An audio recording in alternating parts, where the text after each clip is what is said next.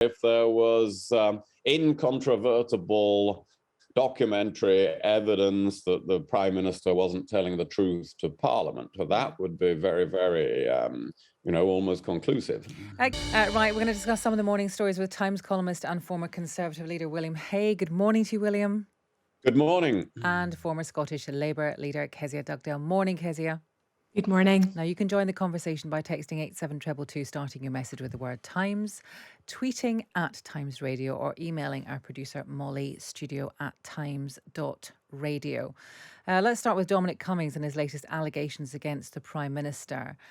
William Hague, do you think, I'll come to your column in a second, but do you think that that Dominic Cummings is actually dangerous to the Prime Minister and the allegations that he's making, or is the danger lessened by the fact that he's never actually come up with any written evidence?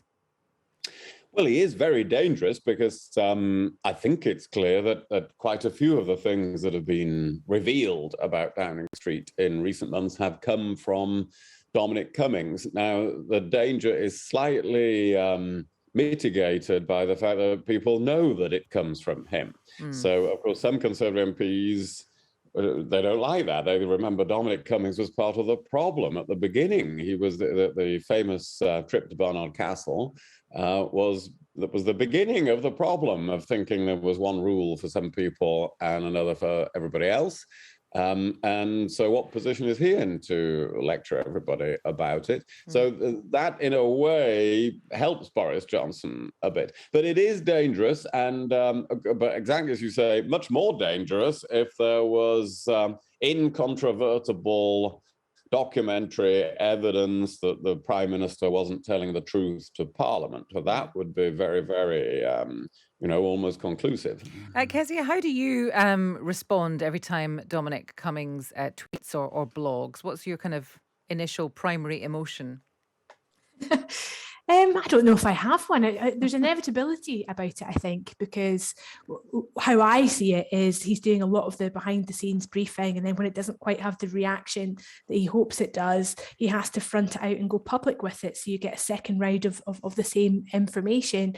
I think William's right. I think this revelation could work both ways. There'll lots of people be angry that Dominic Cummings is grinding the wheel to make this story last longer. And it is working in the sense that we're talking about it again, and it's not what the government wants us to talk about. And it just adds to the sense of this story is just not going to go away. William, turning to your column, Johnson needs to work fast to save himself. You say that, that the party and Boris Johnson are all taking a bit of a battering, but you think that he can pull it back, but he can't just kind of hang around waiting for Sue Gray's report, which we have heard might not come now until next week. I've been thinking a lot about this over the past 24 hours about the general role that alcohol plays in political culture. And it is more prominent in politics and in journalism than it is in other walks of life. That doesn't make it okay. You don't justify long hours because you have a beer in your hand. These are people taking really serious decisions, by the hour, for 16 hours a day. I think that's probably the last place we would want alcohol to be involved in because of the impact that has on our cognitive abilities. But this is far bigger than, just a story about, boozy Friday afternoons. This is about leadership and responsibility and, what your job is when you're tasked with being the Prime Minister of the country. And William is right. The culture is set, the tone is set by the person at the top. And that said, I do think he's going to survive this because I think his fate lies in the hands of Conservative MPs now.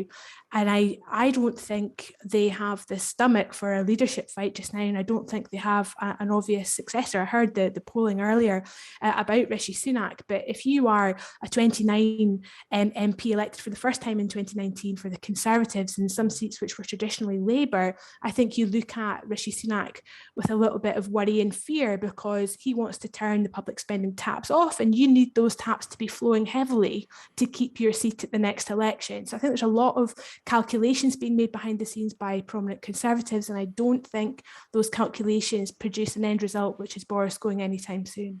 That's really interesting. The question is he damaged so personally that to argue against that, Kezia, is the debate that they'll have to be weighing up in their minds. Let's move on to the story that the government wishes to announce today. We've had the Deputy Prime Minister, Dominic Raab, as you've said, announcing new sentencing powers for magistrates in England and Wales.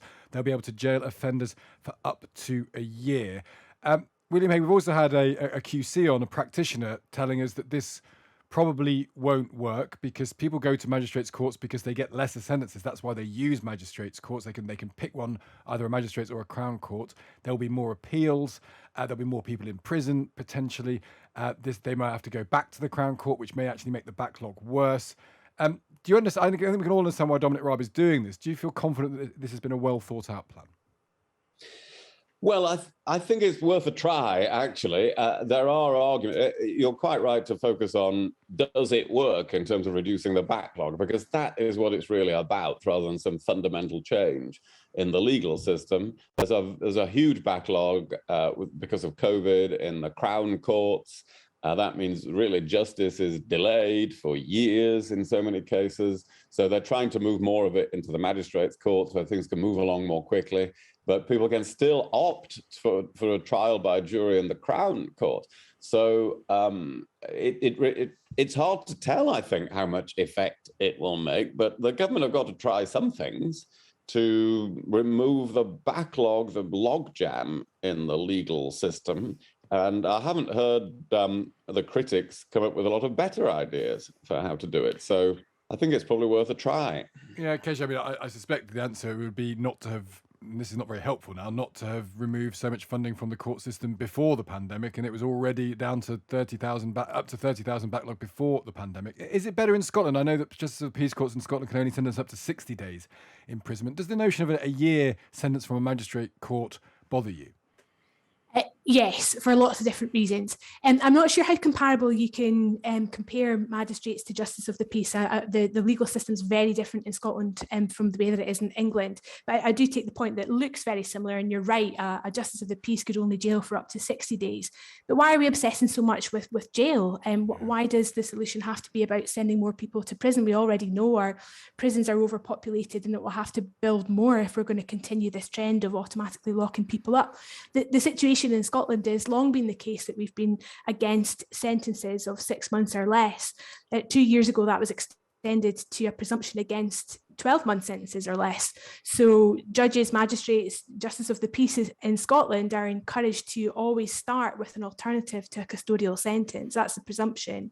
So I'd much rather we were having a conversation about whether prison works, because there's plenty of evidence to say that it doesn't. And the way to reduce reoffending and take pressure off of the justice system in the round is actually to focus on these alternative community-based sentences. Just I invited Dominic Raab to commit to not having increase in prison numbers, and he didn't want to do that at all. He talks about the need for sort of proper punishment, which I think is where the thinking behind this comes sometimes.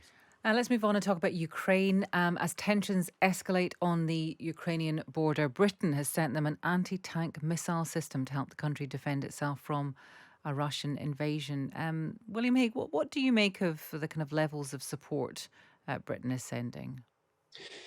I think this is appropriate. Ukraine's not in NATO, so we're not committed to defend Ukraine with our own armed forces. But it is a friendly country. It's a democratic country trying to develop. And so it passes the test for who would we supply some arms to, a democratic country that wants to defend itself.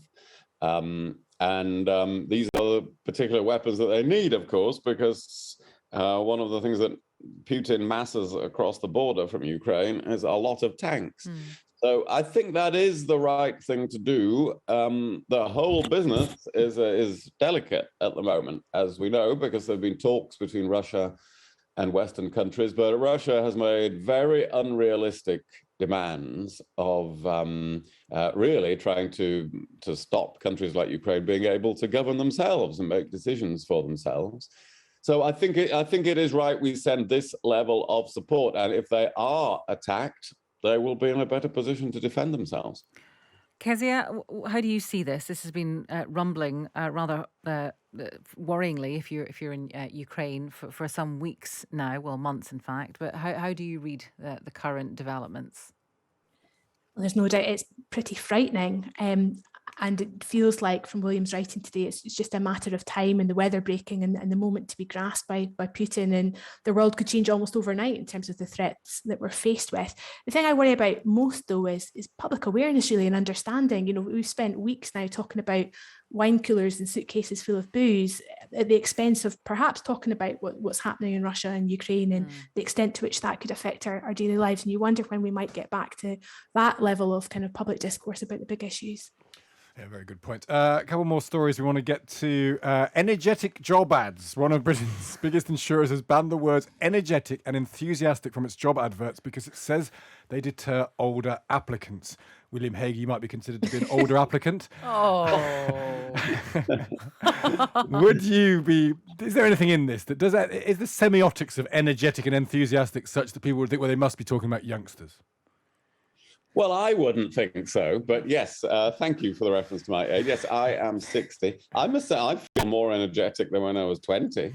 That's because you're not in politics anymore. Yeah, it is partly because of that, yes. And I feel much more energetic than a lot of people I meet who are 30. So it really doesn't put me off. It wouldn't put me off at all. Should I want to apply for a job that it said it had to be energetic. If the Times said they needed an energetic columnist, it wouldn't really. We actually need a program editor, an energetic program editor. Do you fancy that? I think I've got enough on at the moment, but I'm very happy to be an energetic columnist in my 60s. So the intention of this is good, of course, of this company saying this, that they want to attract older workers. That's a very good intention, but it's a bit sad if they have to miss out words like that for that reason. Yeah, Kezia, what do you think of that? Yeah, it seems like the intention is good. Do you think people would read it in the way that they fear?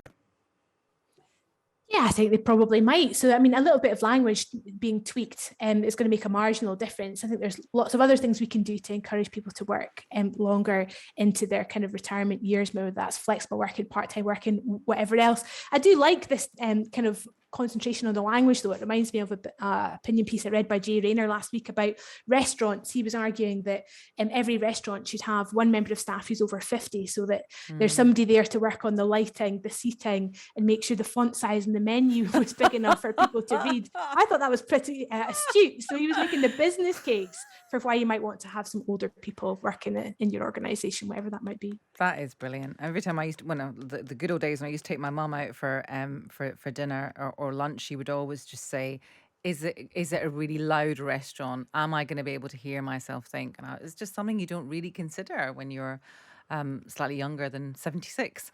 Right, all morning we've been asking listeners to share music that gets them up ready to start the day. This is because GB News are starting the day with the national anthem. William Hague, do you like a bit of the national anthem, or do you have an alternative suggestion? Well, I'm not against the national anthem in the morning, but that's not my personal choice. I like 80s music. Okay. When I get on my exercise bike, when I get up in the morning, it's Eye of the Tiger. Let's have a listen. How long have you had an exercise bike for, William Hague? And it's not since Rishi Sunak made it fashionable, is it? No, I think I got mine before him. I can't remember actually, but no, I've always been keen on exercise. I used to do judo, and I'm really very into keeping fit. And in the lockdowns, that has meant the Peloton bike and treadmill, that sort of thing. Oh. So I'm very regular with those things. Could you have you ever envisaged taking on Vladimir Putin in a judo match? Do you think you could take him? Well, funnily enough, I discussed that with him personally, and because I took him to see the judo at the London Olympics in 2012. There's the time I got on best with Vladimir Putin, because we had a lot in common. We didn't have much in common about invading neighbouring countries. No. So we did discuss that, but we didn't get round to a bout ourselves. Well, maybe one day the reunion. Yeah, it's a dream. Kezia, what would you start the day with? Deathly silence. I don't want to hear anything. I don't want to speak to anyone until I've had at least 2 cups of coffee. And I think maybe Stig and I might be in the same team when it comes to that. Oh, no, are you joking? He's so noisy. He's sitting here at 4 a.m., right? I get in at 4:15. He, of course, has to get in here a little bit earlier than me. So he's here at 4 o'clock and he's fizzing. He's absolutely fizzing. But anyway, here's Kezia's sound. Oh, that sounds lovely. I can hear the steam rising off that cup of coffee. Oh, has that made you feel good, Kezia? Williams sounded better. Oh, bless you. We can all get on with that. I think we're building to we'll have to make a decision for 5:59 tomorrow morning. What we're going to start with. What, out of all of them, or out of those two? Out of all of them. Out of all of them, I don't know. Ask me later. Kezia, thank you very much. Kezia Dugdale, Director of the John Smith Centre at Glasgow University and former Scottish Labour leader, and William Hague, former Conservative Party leader, Foreign Secretary, Times columnist and exercise bike enthusiast. It's 9:34. We're really late because we just wanted to carry on doing that. Let's get the latest news and sport with Anna Cunningham.